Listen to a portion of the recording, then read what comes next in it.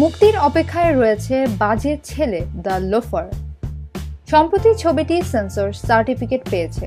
যৌথভাবে ছবিটি পরিচালনা করেছেন মনিরুল ইসলাম সোহেল ও রহিম বাবু। ছবির মূল ভূমিকায় অভিনয় করেছেন বাপ্পি, বিপাশা ও দীপালি।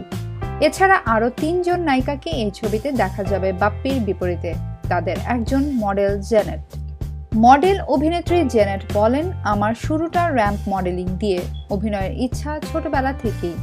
বাজে ছেলে ছবিতে নায়ক বাপ্পির বিপরীতে গুরুত্বপূর্ণ চরিত্রে কাজ করেছি। গল্পে দেখা যাবে যে আমি বড়লোকের বউ। নায়ক বাপ্পির সঙ্গে আমার পরকীয়া প্রেম হয়ে যায়।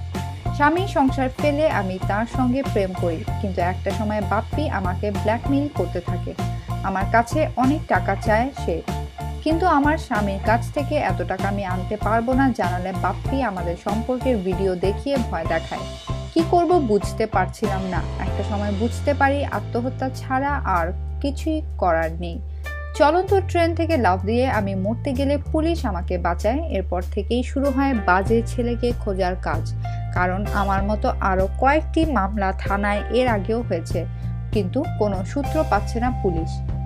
পরিচালক রহিম বাবু বলেন, টান টান উত্তেজনায় ভরা এই ছবিটি দর্শক উপভোগ করবে। আমরা মনে করি বাপ্পির জন্য এটি অনেক গুরুত্বপূর্ণ ছবি, কারণ এক এক ছবিতে দর্শক তাকে এক এক রূপে দেখেছে। এই ছবিতে তার অনেকগুলো রূপ দেখবে।